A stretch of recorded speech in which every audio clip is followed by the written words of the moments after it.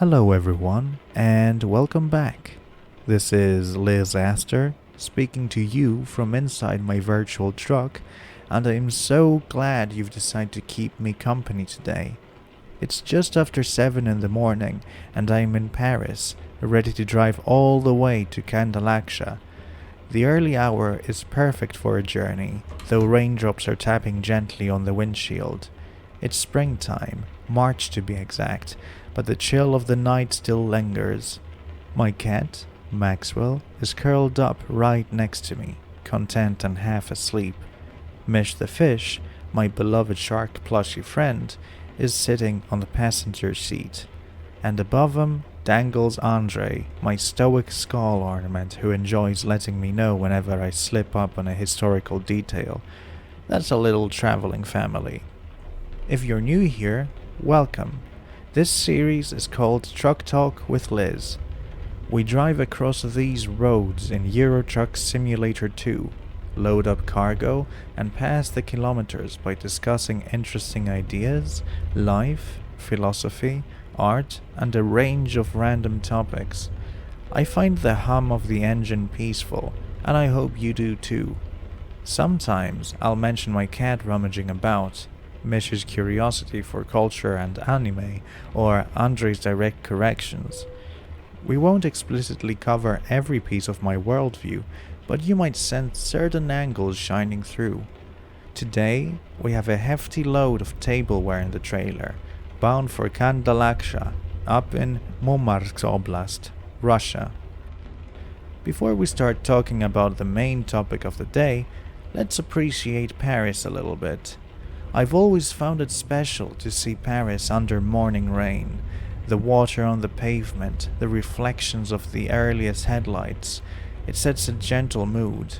The city's famous monuments and atmosphere may not require much introduction, but Paris is dear to many.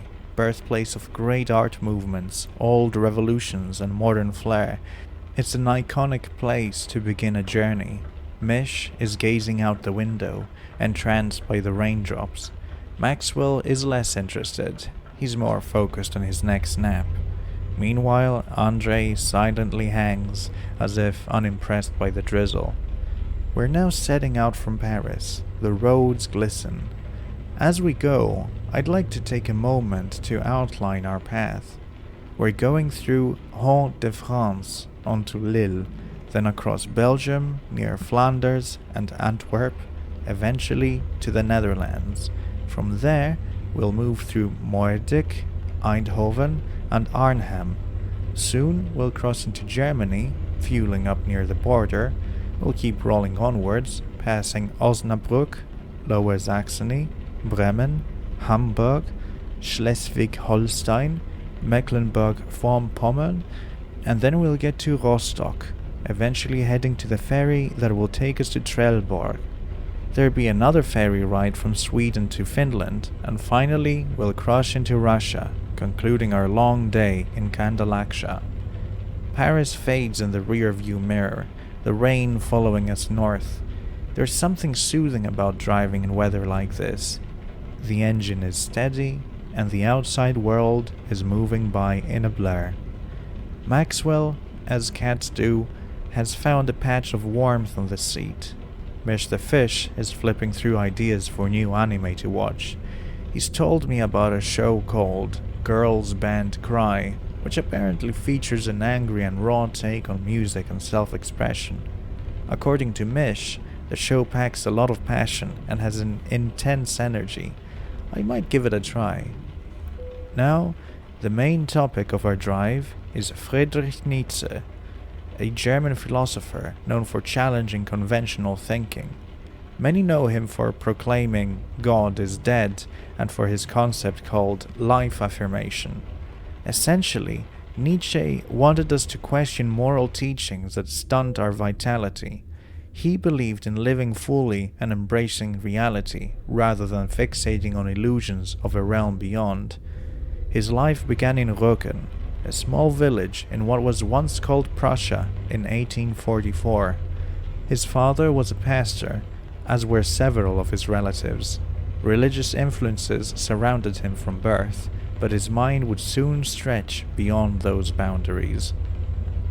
We are entering Hauts-de-France now. This region, historically industrial, has been revitalizing for some time. Andre might remind me that it used to be known for its coal mining areas and textile factories. So many changes over the decades. It still retained a strong identity, with plenty of local music, art, and culture. The rain is easing a bit, which is a nice sign. I recall an anecdote about Nietzsche walking in nature, seeing the world as a source of inspiration. It's easy to imagine him traveling and thinking deeply about life. A bit like me, though I'm just here in a simulator. When we speak of Nietzsche, we must consider how adversity shaped his perspective.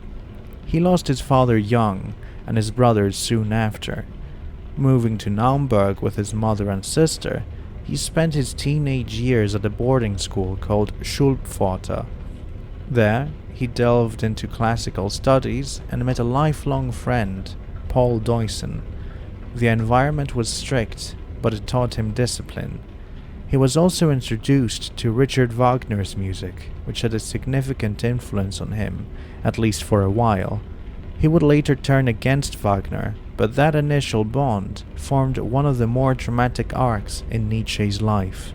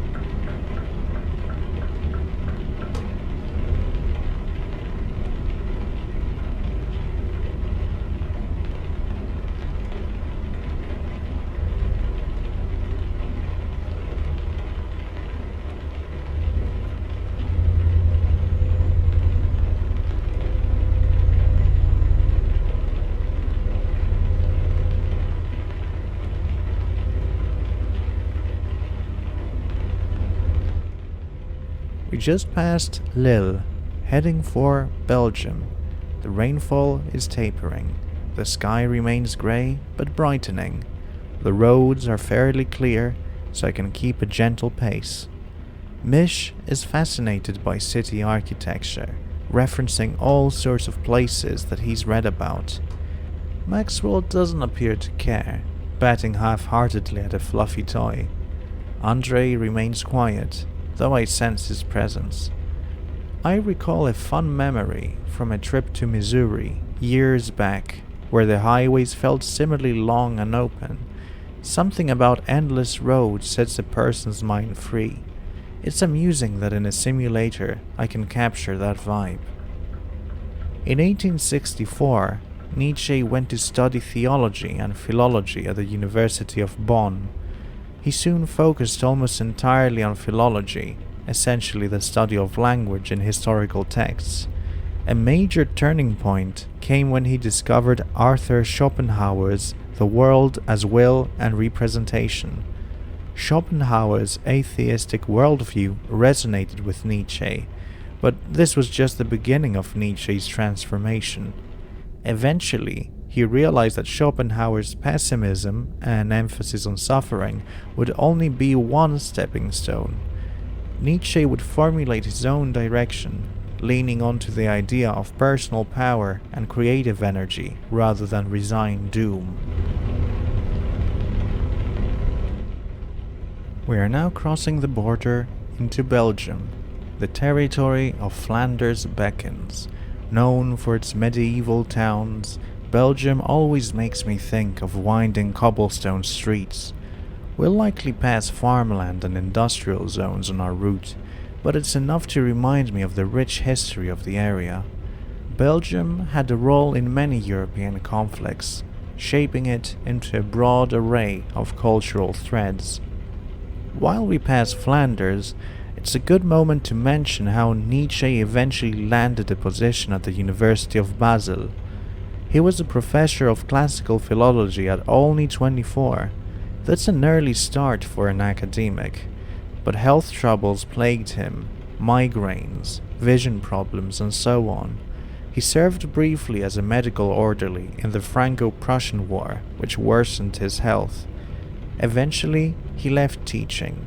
From that point on, he traveled from place to place, seeking climates and conditions that soothed him. He was restless, a wanderer writing deeply challenging thoughts as he roamed.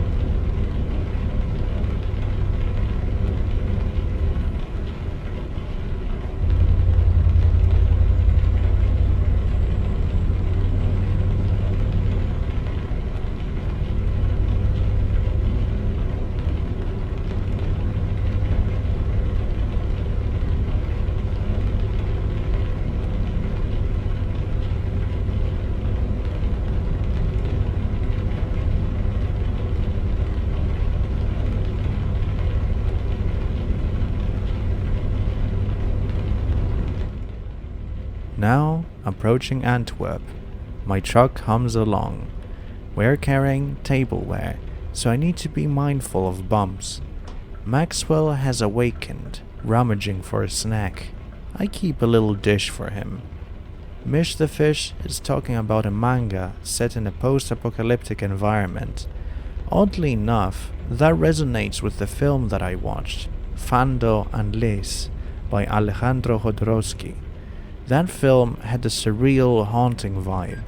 It was made without a conventional script, leading to a dreamlike or nightmarish sequence of events.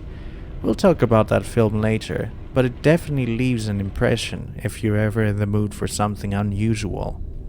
Speaking of unusual, Nietzsche's first book, The Birth of Tragedy, took a deep look into Greek culture, focusing on the tension between two forces, the Apollonian, which was order, logic, and reason, and the Dionysian, chaos, emotion, instinct.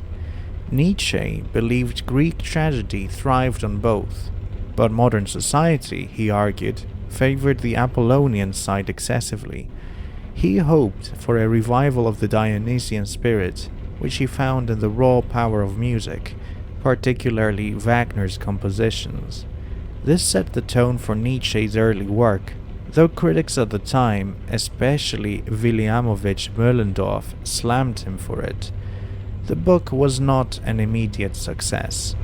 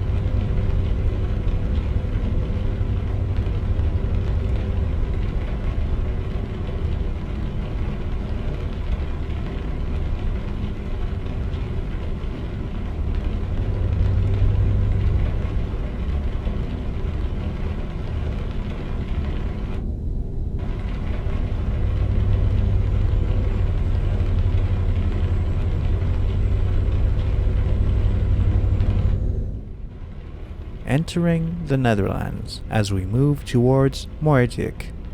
The roads are well maintained, and the rain seems done for now.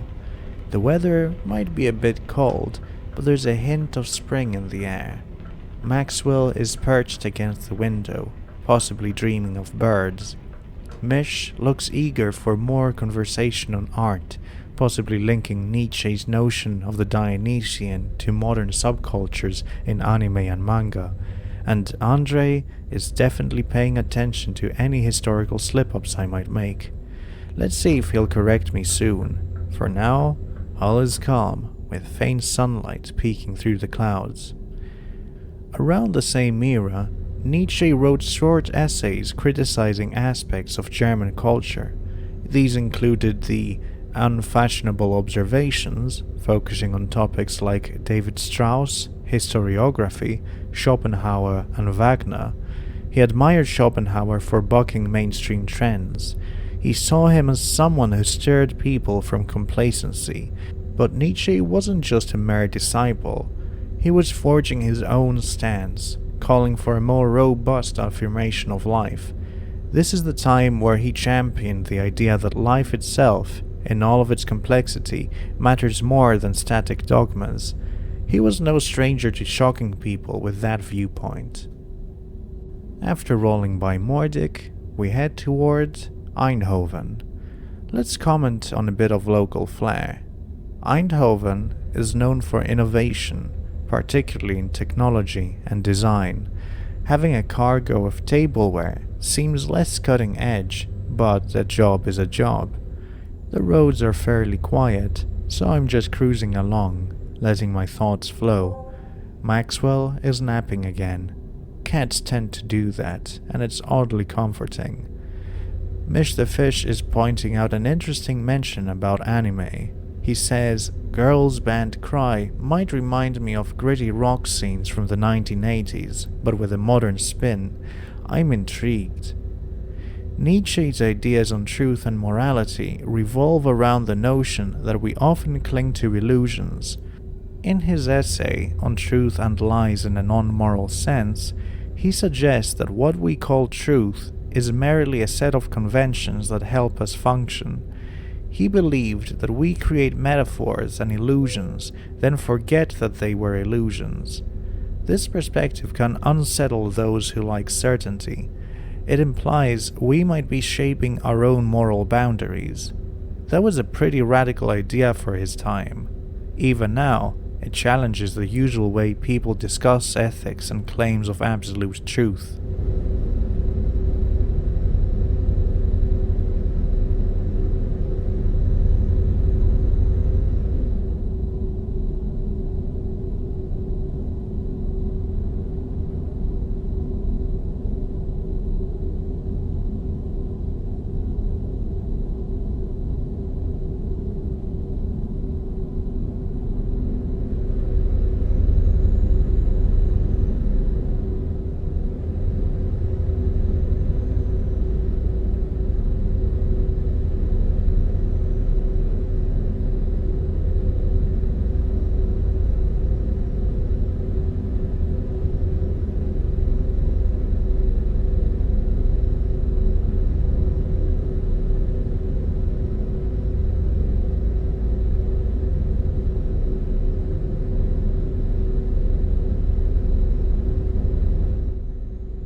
Approaching Arnhem, the roads begin to lead us towards the German border. We might refuel there. In fact, we have to. Diesel is essential for continuing this long haul. Traveling across Europe in a single day is quite the mission in a simulator, but I love how we can do it all from the comfort of this digital setting. Let me just keep an eye on the traffic. Driving too fast would jostle the tableware, and we can't have that. Besides, a calm pace suits our conversation better. I often wonder how Nietzsche would react to such technology.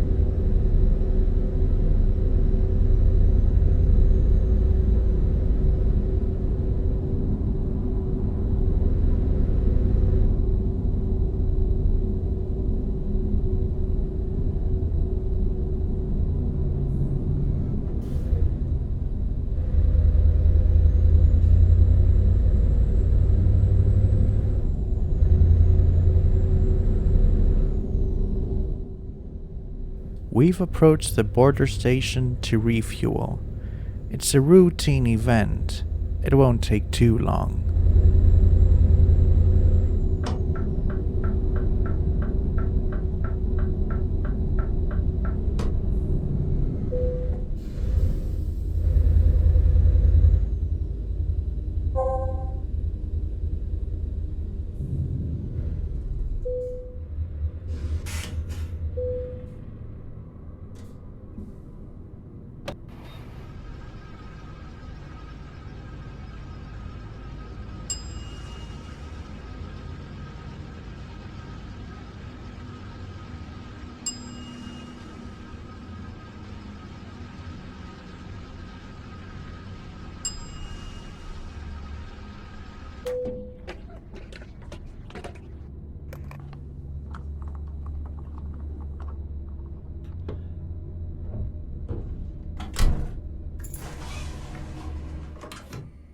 It's a routine event, alright, but the price is not so routine. 1,556 euros for a full tank. That's quite a sum. While paying, I can't help but think about how money shapes everything we do. Nietzsche once questioned how values are formed, connecting them to underlying power structures. If you apply that logic here, maybe fuel prices reflect not just economics, but also power, supply chains, and our desire for mobility. I tip my imaginary hat to him, because I think he'd have a witty remark on the illusions behind everyday transactions. Fueled up, we're officially in Germany. The route includes Osnabrück, then Lower Saxony, Bremen, back to Lower Saxony, and on we go. I should mention, once I visited Missouri, and I found a parallel in how certain highways across the United States share a sense of wide openness with these European roads. You never really know what small detail might pop up on a long drive. That sense of possibility can be liberating. Perhaps it's part of the reason I do these trucking sessions. It's my outlet, my time to think out loud and muse about philosophy. So, continuing with Nietzsche, after leaving his professorship, he wrote Human, All Too Human, Daybreak, and The Gay Science.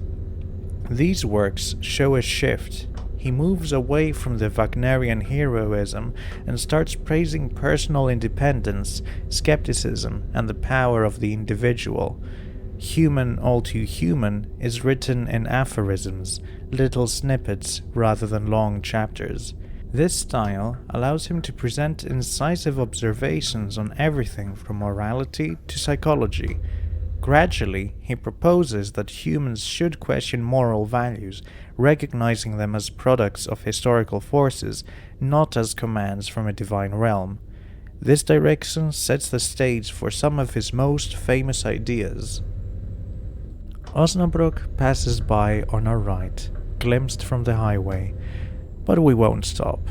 Our tableware load demands timely delivery. Mesh remarks that Osnabrück has a rich background, including peace treaties that shape parts of European history. Maxwell, oblivious to that, is more interested in batting at a stray piece of yarn. Andre gives an air of approval, as though proud that we noted something historical. Meanwhile, the sky, though still a little bit cloudy, has become blue over time. The driving is smooth, so let's keep going, letting the gentle hum of the engine guide us onward. In The Gay Science, Nietzsche famously states, God is dead. Many misunderstand that phrase. He doesn't literally mean a deity died. Rather, is pointing out that belief in a higher entity, at least in Europe, has lost its vitality. Society was drifting from religious structures, so he observed that the guiding force behind moral systems was fading. This presented a huge challenge. What would people anchor themselves to, if not a divine absolute? Nietzsche worried about nihilism, the sense that nothing matters, yet he offered a way out. Embrace life's energy, create your own values, and affirm existence.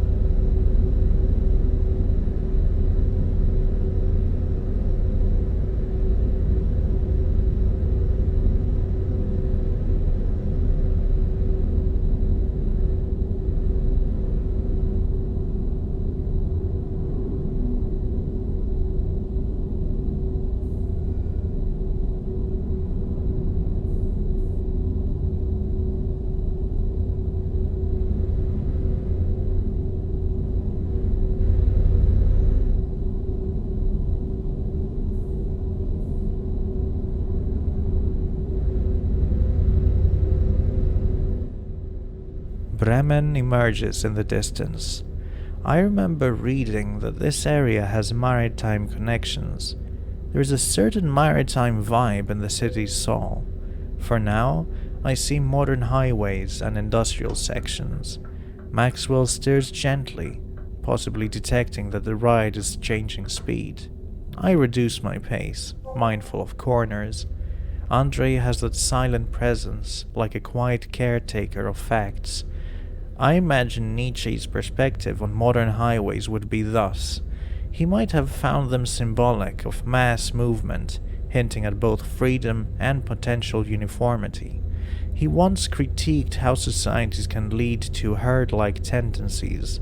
Maybe highways reflect that? Still headed north, we'll pass Hamburg soon. Let's talk about one of Nietzsche's central concepts, the will to power. It's not just about brute force. Instead, it's an inner drive pushing us to flourish, to overcome limitations, and to express energy. For Nietzsche, it explains everything from personal ambition to the creation of art and ideals. This drive, when healthy, leads us to creativity, but if stunted or turned inward, it can manifest in harmful ways, such as envy or self-destructive thought. It's a provocative notion, and many have debated how exactly he meant it. Nonetheless, it's a key piece of his puzzle.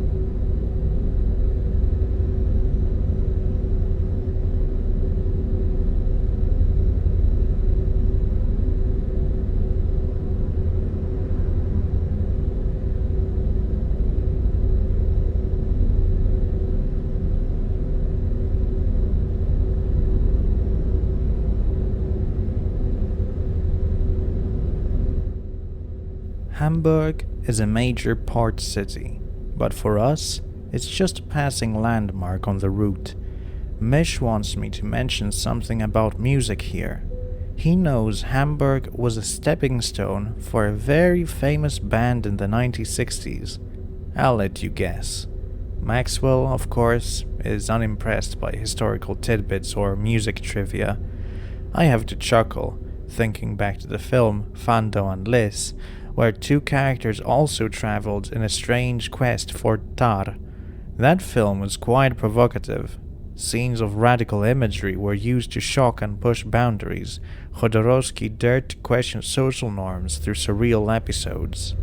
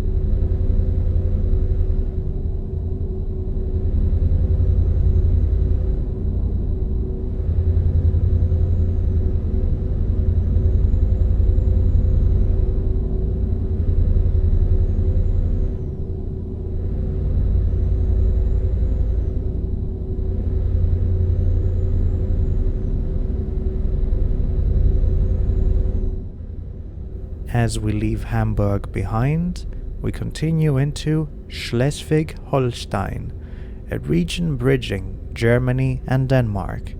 We won't be seeing Denmark this time though, because we'll be heading east. I admire how different parts of Europe connect in a mosaic. Nietzsche spoke multiple languages, including French, and read widely. He was an academic, but never restricted by a single box. That free spirit resonates with me, the desire to roam mentally and physically. It also reminds me of Missouri, which is a state in the United States. Nietzsche's next phase saw "Thus spoke Zarathustra," a poetic, bold text. Zarathustra is a prophet-like character who preaches ideas about the overhuman, the eternal return, and the re-evaluation of values. Some see it as Nietzsche's masterpiece, others find it baffling. In it, the phrase overhuman doesn't necessarily mean a supervillain or a strictly perfect being, but rather it's someone who can rise above common moralities, forging a personal path that embraces life fully. The eternal return suggests each life moment might repeat forever. Nietzsche poses this as a challenge. Could you love your life so deeply that you'd want it repeated endlessly? It's a strong test of affirmation. We've arrived in Mecklenburg-Vorpommern, inching towards Rostock. The sky is beginning to dim. The clock reads late evening hours, though in the game's sense, it might move faster than in real life. Nighttime has started. The city lights glow. I recall that Nietzsche sometimes wrote in the early hours, spurred by insomnia. Stress and migraines often plagued him, but he pressed on. That resilience is something I appreciate, though his health challenges were serious. Possibly, if modern medicine or conditions had been available to him, his life story would differ. Then again, adversity shaped his insights, for better or for worse. As we approach Rostock city center next, I want to pause our main theme to focus on this place. Rostock has a historical charm, with roots stretching back to medieval times. Being a key harbor, it thrived on maritime trade. The city's brick Gothic churches and the old gates reflect centuries of development. I've always found it interesting how these older European cities preserve traces of the past alongside modern structures. You might see a centuries-old wall next to a contemporary building. It's a reminder that life flows in layers, blended histories continuing into the present day.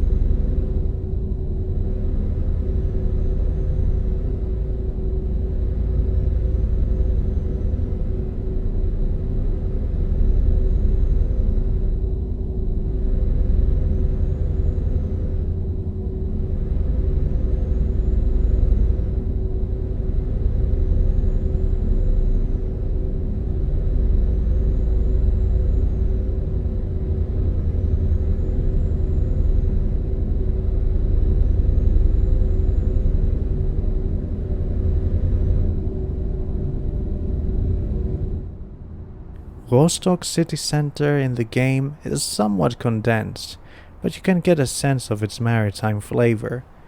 I decide to park for a short break, let Maxwell out to virtually stretch, while Mish and Andre observe the surroundings. The shift in lighting from day to night gives the city a warm glow. On real roads, we'd probably enjoy a short walk, but here we're content with the digital setting. This is an ideal spot to catch a break before the ferry. Let's recheck our cargo of tableware. Okay, everything seems stable. Fuel is still good. We can continue eventually.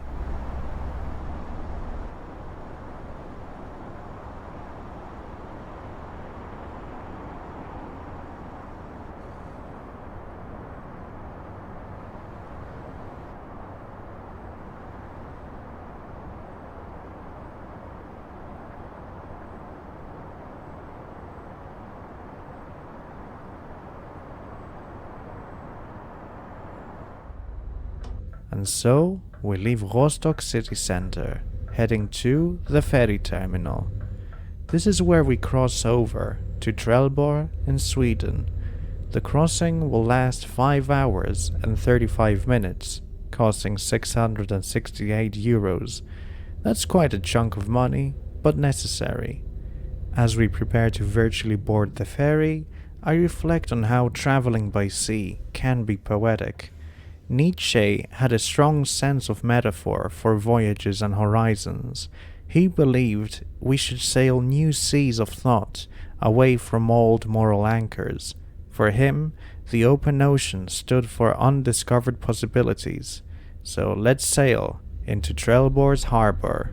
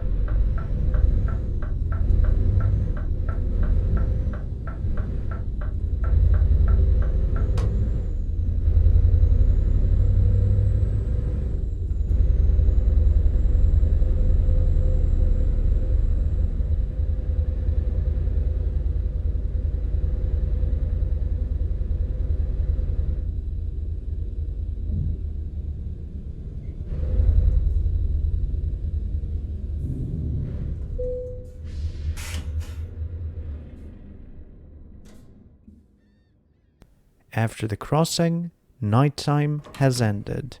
Welcome to Sweden, bright and early. Trelleborg is known as a key port. The climate might be chilly in March, but we greet it with enthusiasm. Maxwell is alert, and Mish is excited to see if the local cuisine might somehow appear in digital form. Andre says nothing, but I'm sure he's mentally counting historical events relevant to Trelleborg. Let's keep on rolling. Our next stops include Malmö, Helsingborg, Jönköping, Södertälje, Stockholm, and then Kapellskär, from where we'll take another ferry. This is quite the trek. The sun glints low on the horizon, giving the day an optimistic start.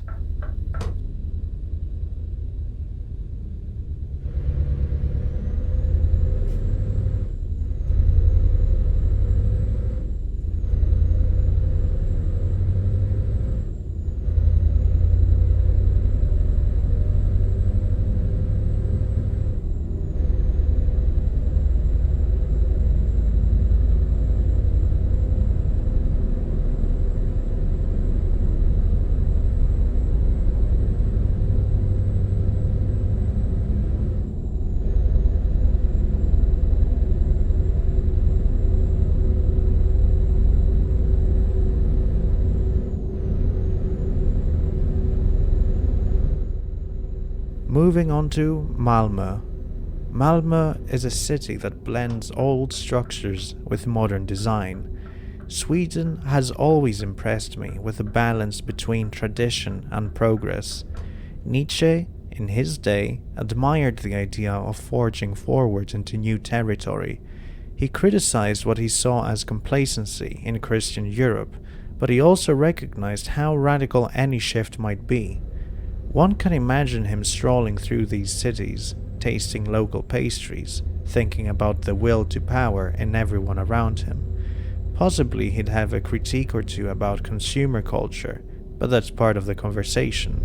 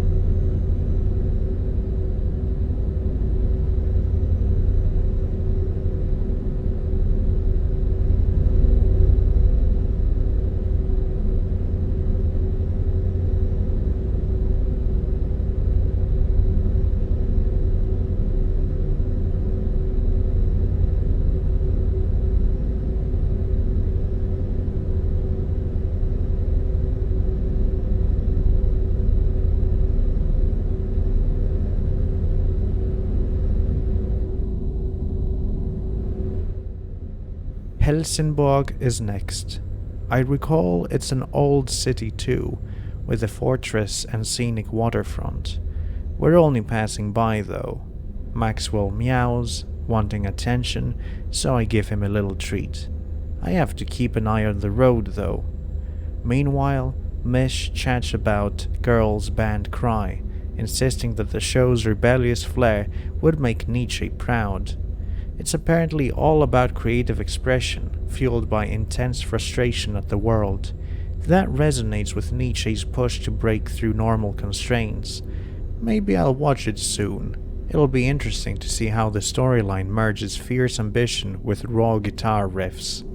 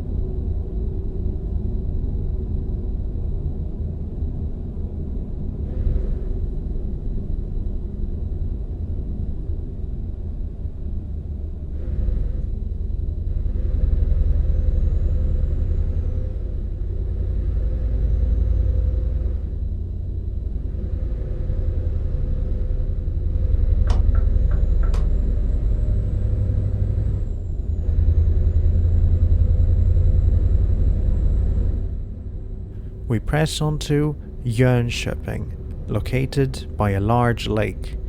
The scenery around it is quite pretty, even in early spring. The roads in the simulator reflect the region's calm vibe, though this is a condensed version of reality. My mind drifts off to how Nietzsche's final years ended in mental collapse.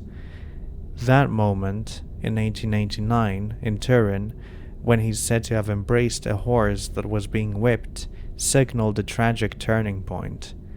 Various theories explain his breakdown: syphilis, a tumor, or some genetic predisposition.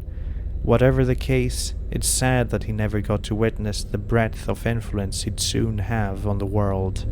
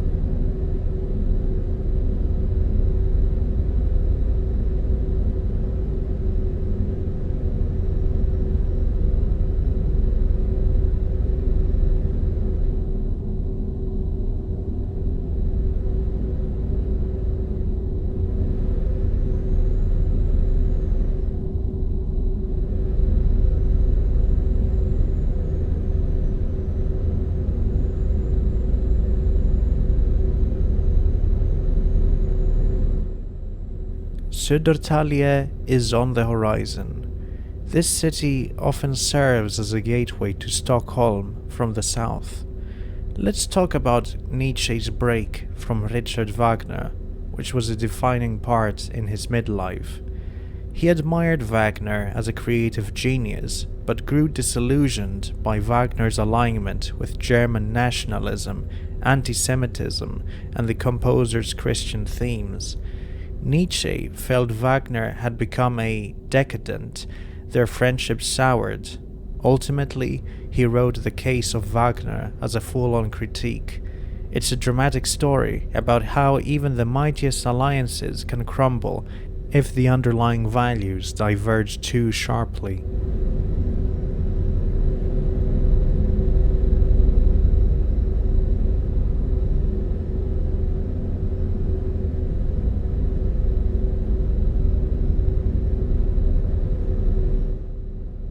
We move into Stockholm, the Swedish capital.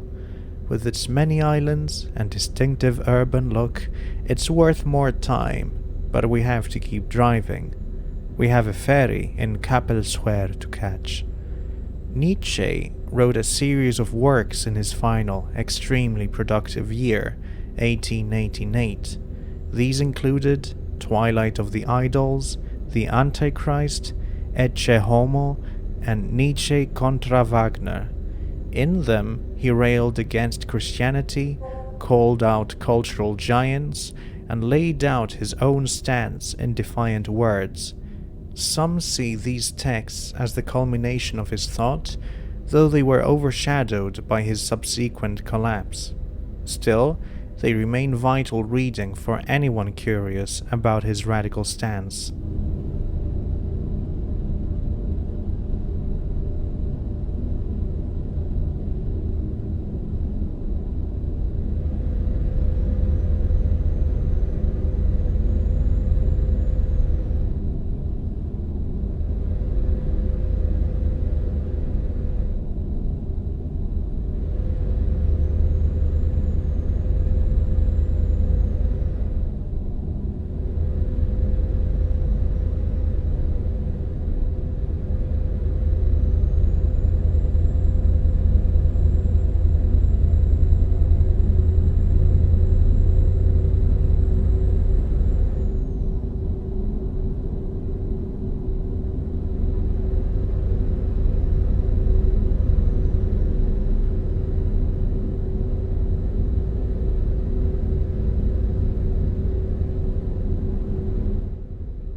Kapellskär awaits us, and from there the ferry to Naantali in Finland. This second crossing is 9 hours long, costing 1,170 euros. We're gonna board, night will fall again. It's interesting how ferry travel can compress or expand time. You watch the waves, lose yourself in the lull of the engine, arrive in a new land. In real life, I might pass the time reading or gazing at water. In the simulation, we fast forward, but I like to imagine the gentle rocking of the boat, the smell of sea air. Nietzsche, ironically, rarely wrote about sea voyages, but he did enjoy mountain vistas. He spent much time in the Swiss Alps. Now, we're in Finland, at Naantali. Nighttime's still in effect, but it will soon lift. The crisp air of Finland greets us. We're gonna pass Turku, Olkiluoto, Pori, and Seinäjoki. Maxwell is dozing. Mish the Fish scrolls through anime recommendations on his phone. Andre seems to be revisiting a passage from one of Nietzsche's works in his own silent way. Finland has an atmosphere that's both modern and deeply connected to nature. Nietzsche might have praised the direct, hearty approach to life here. He admired stamina, independence, and the forging of new paths in harsh conditions, what in the Finnish language is called sisu.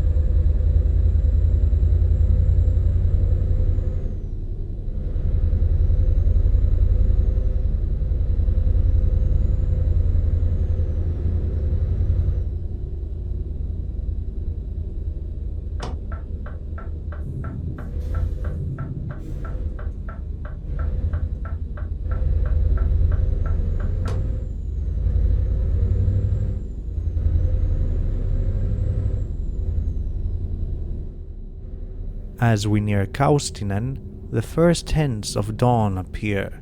Night is ending. That shift from darkness to light feels hopeful. It's reminiscent of how Nietzsche labeled one of his works Daybreak, urging people to leave behind old illusions and step into a new morning of clarity. He recognized that clarity can be harsh, but it is also freeing.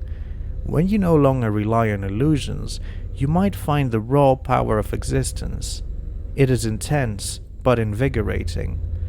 Maybe that's what I'm seeking in these travels, a sense of newness, of rethinking old assumptions. And you know what they say about assumptions.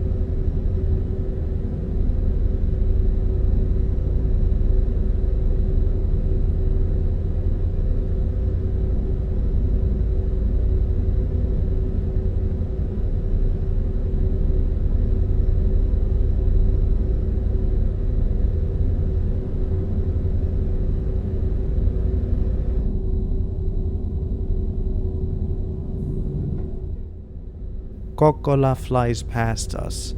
Then Oulu draws near. Onward we go. I need to stop soon for fuel again. The needle is dipping low. Let's go do that. Maybe while we're waiting, you can go click on the mystery link in this video's description.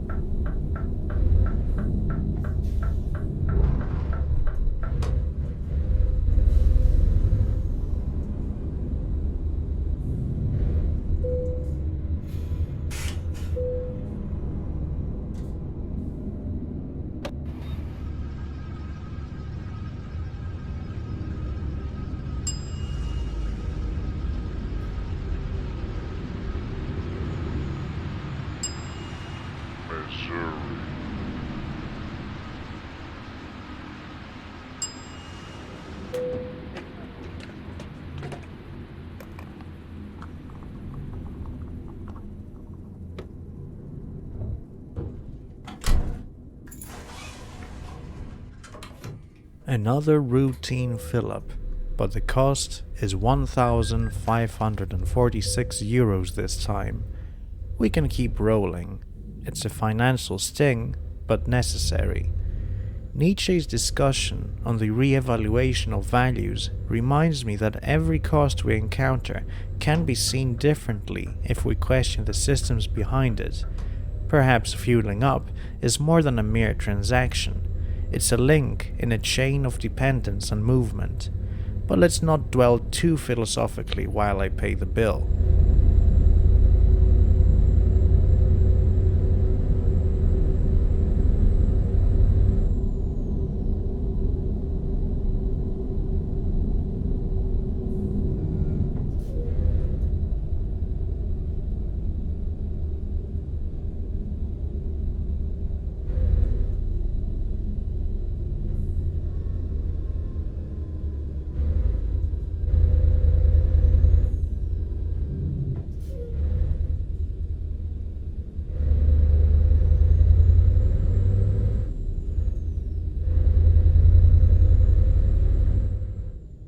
Kemi and then Tornio come next.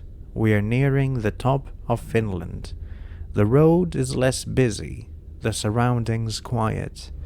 At times, these highways remind me of certain stretches in Missouri where you can drive for miles without seeing a soul. I appreciate such calm.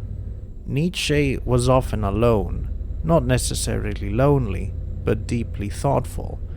After parted friendships and failing health, he found solace in solitude. He once wrote that we must be able to live in mountains, so to speak, above the crowds, forging our own perspective. That's a romantic notion, though real mountains can be often cold and harsh.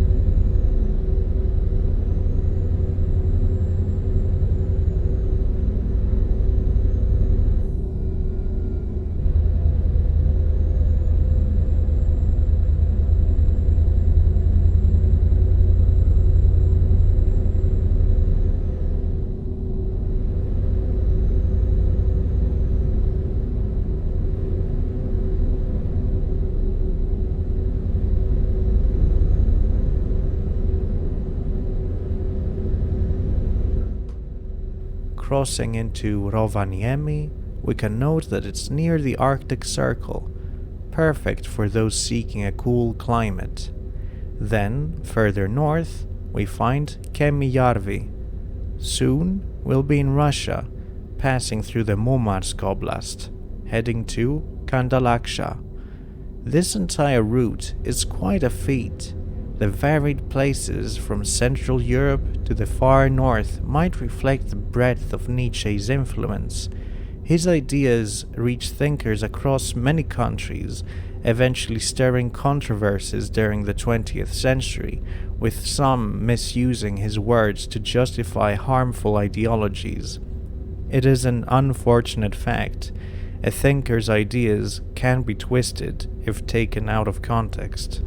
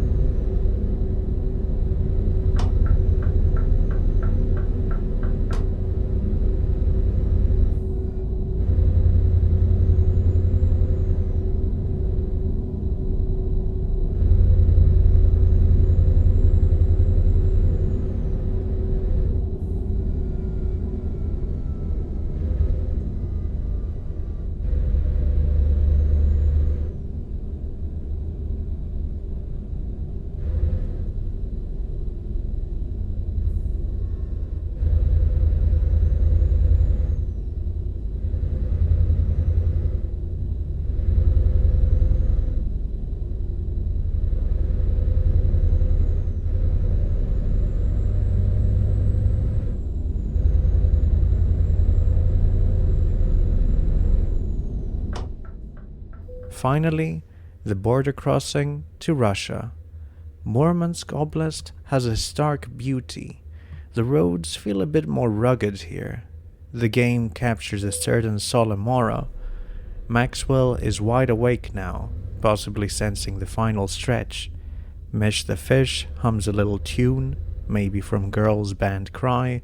Andre is stoic as usual. We're getting close to Kandalaksha.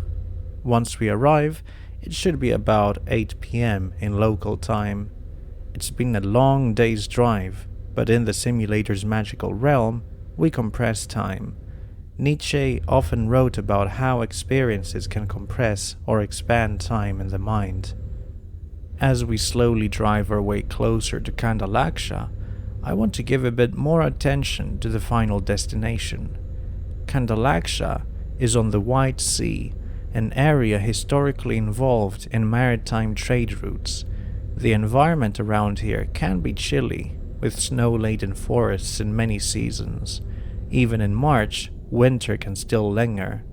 That notion of a place at the edge of the sea, fairly far from central Russia, resonates with the themes of forging new paths. We might interpret this place as a frontier in its own right, a step beyond the usual tourist routes, much like Nietzsche stepping beyond standard moral codes. Using my powers as a truck driver of seeing the future, I will tell you what's gonna happen. We are going to reach the destination at 8 p.m. The cargo will be delivered. I will park the truck carefully and switch off the engine, feeling that sense of fulfillment from finishing a long run. Maxwell will stand on the seat to peer at the quiet Russian setting outside. Mish the fish will offer a triumphant, "Yes, we made it," and Andre will give me that intangible nod of approval. Now, I want to wrap up our main topic, Nietzsche's legacy. Although he passed away at 55, in 1900 his ideas resonated powerfully with numerous artists, writers, psychologists, and philosophers in the 20th century. You can see traces of his thought in existentialism, psychoanalysis, and certain modern critiques of morality. Before we conclude, let me share 3 personal reviews of things I've recently watched or read. First, the film Fando and Lis by Alejandro Jodorowsky. It is a surreal, black and white journey across a devastated world. The lead characters search for the legendary city of Tar. It's packed with startling imagery, sometimes disturbing, and features elements that rebel against conservative norms. It's intense, not for everyone, but it's historically important in avant-garde cinema. Second, the anime girls band Cry, which Mish wholeheartedly recommends. It's about rebellious youth forging a new identity in music. It's loud, raw, and tinged with a spirit that says, "Don't let the world break you." Third, Michael Caine's Don't Look Back, You'll Trip Over, My Guide to Life, a memoir that shares experiences from his early days in London through his film career. Written with a warm, candid tone, it offers personal anecdotes about acting, perseverance, and how he overcame multiple hardships. If any of these sound interesting, feel free to check them out. I'm not your boss.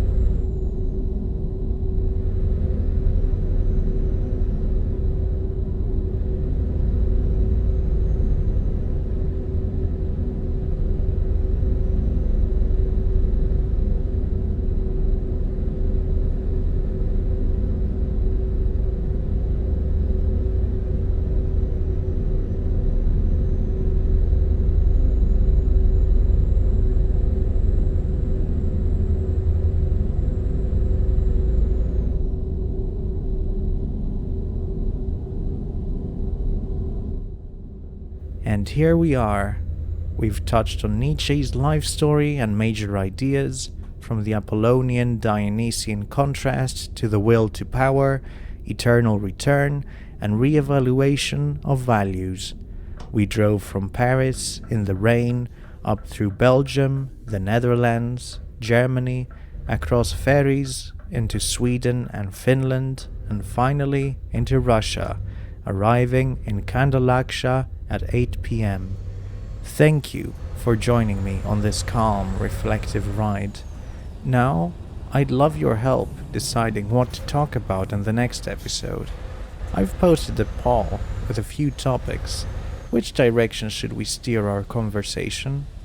Vote and let me know your thoughts. Take care, travel safely, even if only in a simulator, and may your days bring a bit of brightness wherever you are. Keep an eye out for Maxwell's cat antics, Mish's cultural pics, and Andre's silent vigilance. Take care, and I'll see you on the next Missouri.